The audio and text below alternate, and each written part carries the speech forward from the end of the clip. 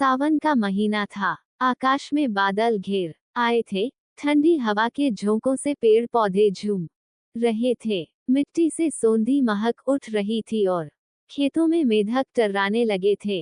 बरेली गांव के बाहर एक विशाल बरगद का पेड़ था, जिसकी शाखों पर चिड़िया, तोते, गौरैया और कौवे सबके घोंसले थे। इसी पेड़ पर रहती थी एक नन्ही सी चंपा चिड़िया, और ऊपर वाली शाख पर रहता था एक तेज तर्रार कौवा, जिसका नाम था कालू। चंपा बहुत मेहनती थी। जब से गर्मी का मौसम गया था, वह दिन रात मेहनत कर रही थी। सूखे तिनके इकट्ठा करना, घोंसला मजबूत बनाना और उसके अंडों को गर्म रखना। वो बोलती थी, बारिश में तिनका भी भारी होता है, अभी मेहनत करूंगी तो बाद में आराम मिलेगा। लेकिन कौवा कालू हर रोज उसका मजाक उड़ाता। अरे चिड़िया, इतनी मेहनत क्यों? बारिश आएगी तो उड़कर कहीं और चले जाना, मेरी तरह मस्ती कर। चंपा मुस्कराकर बस कहती, मेहनत हमेशा साथ देती है, और बरसात कब कैसी आ जाए कोई नहीं जानता। एक दिन बादल अचानक घिर आए। बिजली कड़की और मूसलधार बारिश शुरू हो गई। सारी धरती भीग गई, खेतों में पानी भर गया। चंपा अपने मजबूत घोंसले में सिकुड़ी हुई अपने अंडों को पंखों से ढककर बैठ गई। कौवा कालू के पास कोई घोंसला नहीं था। उसने तिनके तो इकट्ठा किए थे, पर कभी उन्हें जोड़ा नहीं। जब बारिश आई तो सारे तिनके उड़ गए। वो शाख से शाख उड़ता रहा, भीगता रहा। वो चंपा से बोला, चिड़िया बहन, मुझे अपने घोंसले में जगह दोगी क्या? चंपा ने उसकी ओर देखा। वह कांप रहा था। पंख भीग चुके थे, आंखों में डर और पश्चाताप था। चंपा ने बिना कुछ कहे अपने पंखों को थोड़ा और फैलाया और कहा, आ जाओ कालू, मेरे पास बैठ जाओ। बारिश सबके लिए आई है, लेकिन सहारा इंसानियत से मिलता है। कौवा घोंसले में आ गया। उस रात दोनों भीगे मौसम में सटे बैठे रहे। चंपा अपने अंडों को बचाती रही और कालू पछताता रहा। अगली सुबह जब सूरज निकला, आकाश नीला था और पेड़ों से पानी टपक रहा था। चंपा के अंडों से नन्ही चिड़ियां निकली। कौवा उनको देखकर मुस्कुराया और बोला, तू तो सच्ची माँ है, और मैं केवल उड़ने में मस्त था।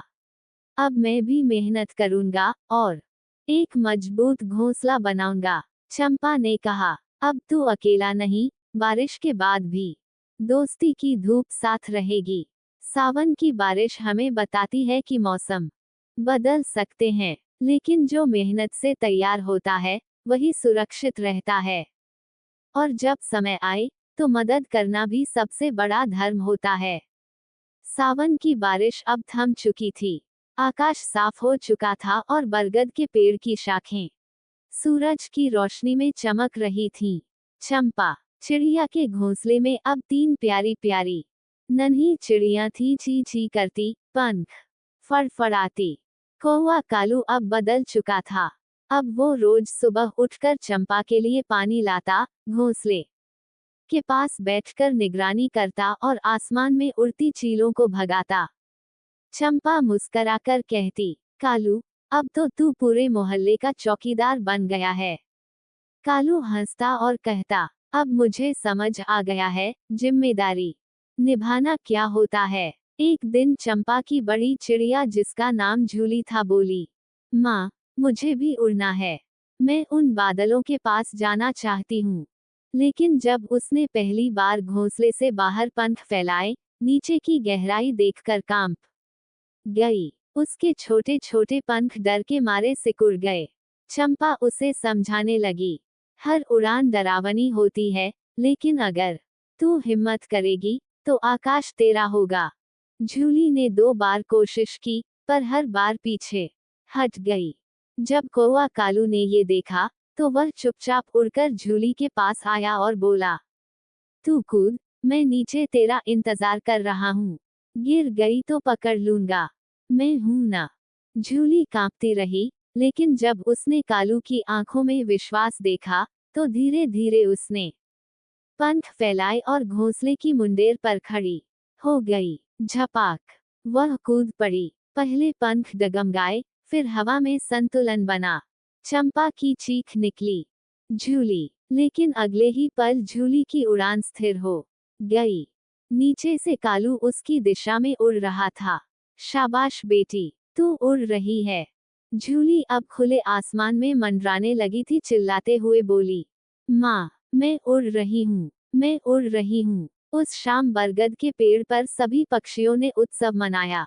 तोता, मैना, बुलबुल सब आए। कौवा कालू की तारीफ करते हुए बोले, तू अब सिर्फ कौवा नहीं, एक सच्चा संरक्षक है। चंपा की आंखें नम थीं। उसने कहा, जिसने खुद बिना घर के बारिश सही, वो आज हमारी छांव बना है। अब झूली उड़ना सीख चुकी थी। वह अपने दो छोटे बहनों को भी सिखाने लगी कैसे पंख फैलाते हैं, कैसे हवा को महसूस करते हैं। कालू हर बार उड़ान के नीचे उड़ता और कहता, मैं नीचे हूँ बच्चों, डरना मत। अब बरगद का वह पेड़ सिर्फ एक पेड़ नहीं, बल्कि एक उड़ान की पाठशाला बन चुका था। सच्चा रक्षक वो होता है जो खुद की गलती से सीखे और फिर दूसरों को उड़ना सिखाए। और पहली उड़ान हमेशा किसी के भरोसे से ही होती है।